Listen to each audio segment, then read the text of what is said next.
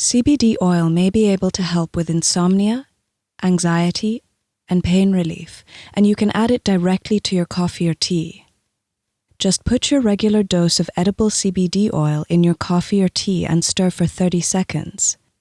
Alternatively, you can stir a few drops of CBD oil tincture into your coffee or tea.